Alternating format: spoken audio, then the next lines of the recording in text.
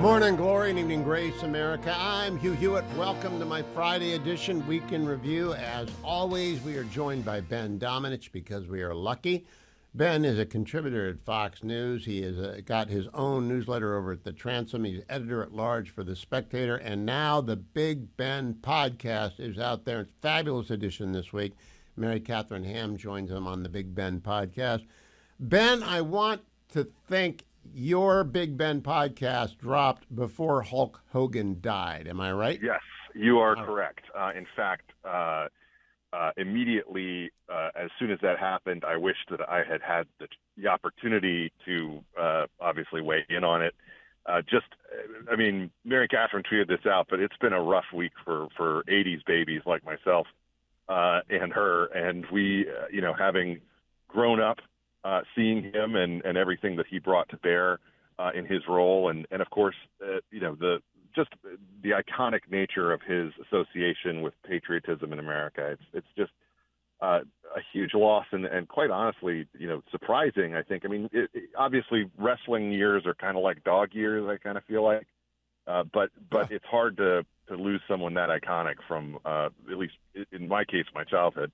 I did not realize this until I listened to the Ruthless podcast this morning, and the fellas were talking about Hulk, and they said they're children of the 80s, as my boys are, as you are, as Matt Continetti is, and that he's a big, big figure. Of course, my boys had the action figure. I took them to one WWE thing, and I said, that's it. I didn't like The Undertaker. I didn't like the vibe there. But then I went back and made a list, and here's my list. I'm a child of the 60s, born in 56, so I'm a child of the 60s. That means that, I'm influenced by the Beatles and the Stones and Dylan and Laugh-In. People in the 70s, it's Jaws and disco and Terry Bradshaw. Your 80s get a little bit bleary for me. They've got Hulk Hogan in wrestling. They've got MTV. I don't think I let my kids watch that. And then they've got, Bird, Jordan, Johnson, basketball, the NBA rises. Yes. Andrew Breitbart, he was a friend of mine, and he was on the show the day he died. And he always used to say, politics is downstream from culture. How is politics downstream from Hulk Hogan and wrestling? Well, I would say that you could actually argue that without Hulk Hogan and the WWE, several things would be very different, including perhaps the career of Donald Trump. Absolutely. The lessons that he took and the experiences that he took from being part of wrestling, and actually not just, someone who was on the sideline. I think he applies those to politics better than anybody. And I will commend to you a book by Ryan Holiday, A Conspiracy, which is a book about the effort to take down Gawker, run by Peter Thiel, which includes some pretty fantastic interviews with all the different players in that drama. But, that was also kind of a seminal media event. Some of these Gawker people were coming out of the woodwork. Ben, you're fading in and out. Welcome back, America. I'm Hugh Hewitt. Apparently my earpiece was failing, so we've swapped that out. Ben Domenech is back. Ben, I'm sorry I didn't get to hear all your great commentary on Hulk Hogan, but I got to get to the serious stuff now. You did hear Donald Trump talking about Hamas. What's your assessment of that situation? Well, I agree with your assessment, Hugh, which is that I think he's just done with this. He doesn't believe they're negotiating in good faith, and he doesn't believe that there's something that can be made in terms of progress there. And I think that you're right, that he's going to let Israel do what it needs to do, and they are going to do their best to not target civilians, but civilians are going to die because of this. And Hamas, this is a situation where Hamas has been very eager to use their death to great effect in terms of the world stage and in terms of the propaganda that they put out there. And they completely understand the villainy that they're engaged in. Obviously, Hugh, is horrible, but they want to play for the world audience. And the fact that Macron is rewarding them for this behavior is absolutely detestable. I can't, the timing of that in particular, I know that it doesn't surprise me that Macron would want to do this. Of course not. But the timing of it in particular is just absolutely abhorrent. That they would walk away from the table when it came to negotiations and then be rewarded with this type of acknowledgement. It's just unacceptable, and it should be, absolutely criticized and I think that it will get criticized, but not enough. I've always thought Macron's kind of a lightweight, and so Yeah. he's demonstrating it. Now here's the hard question. I'm not an Israeli. I'm not a Jew. It's not up to me. But that which gets rewarded gets repeated. The Israelis have put such a high premium on hostages that they have incentivized taking hostages of Israelis all over the world. And I am afraid the message is we will go to the ends of the earth to get our hostages back. America sent the different message. We've sent a message forever. We will not ever pay for hostages. We'll get them back one way or the other, but we won't pay for them. What do you think? Can Israel maintain this hostages as the number one goal, or do they have to fight wars without regard to hostages?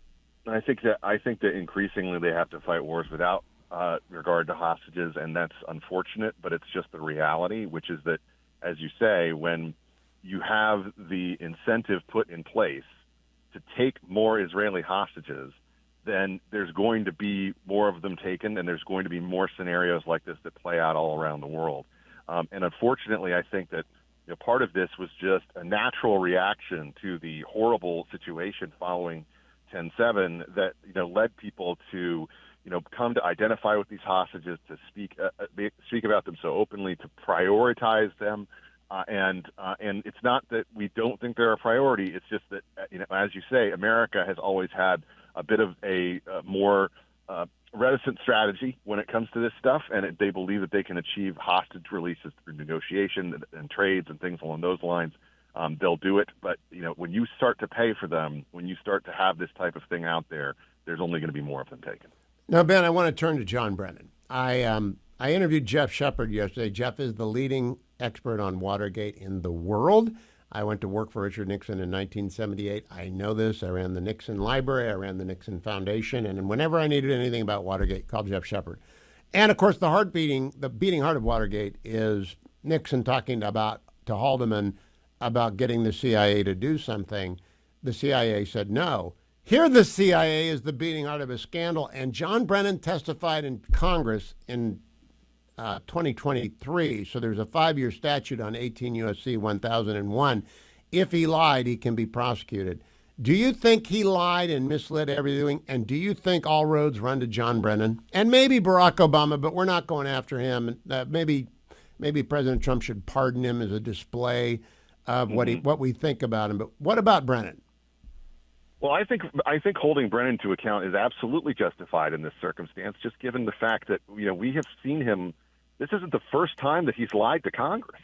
He lied about spying, back when it was Dianne Feinstein and everybody else, under that, circumstance. And the situation that I think we have today is one that calls on us to hold some of these highest level figures to account on the lies that they've told to the American people, but particularly to Congress. If we can't trust them when they go and give that testimony on this type of thing, how are we supposed to trust them ever? And that's the type of thing that I think any average American would say about this if they're paying attention.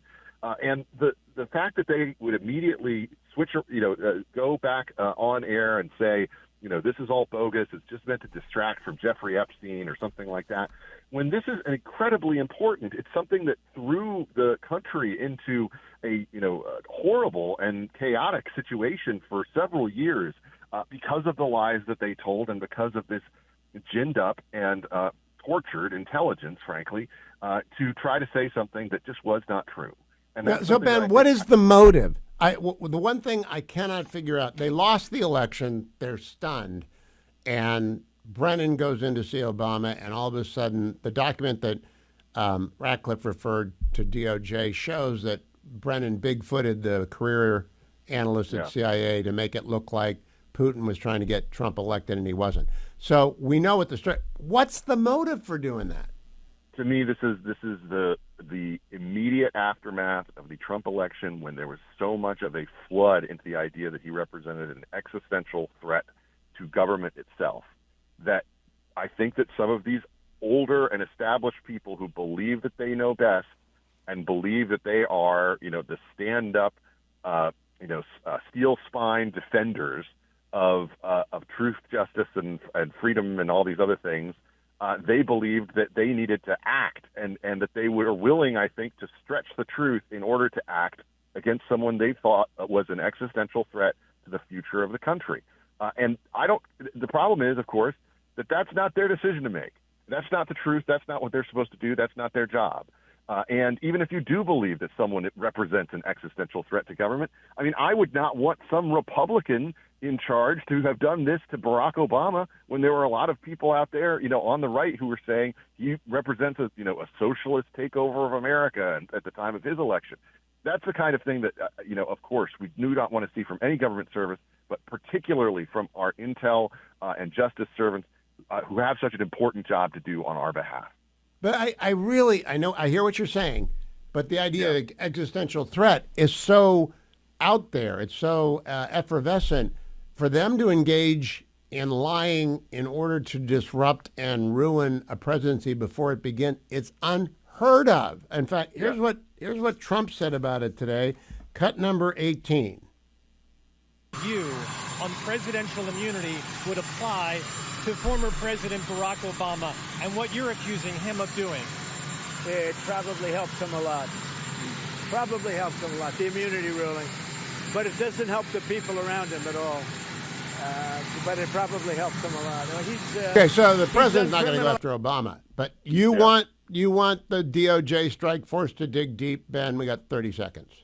I think that they need to, and I think that, again, my attitude toward this is transparency. I think there's always more to know. I think we deserve to know a lot more about this decision-making process and what Brennan did.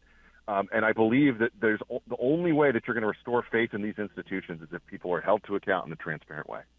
I agree. Ben Domenech, go listen to the Big Ben podcast. You can get it wherever podcasts are available. It's well worth your time. Mary Catherine Ham is big guest this week. It's great fun.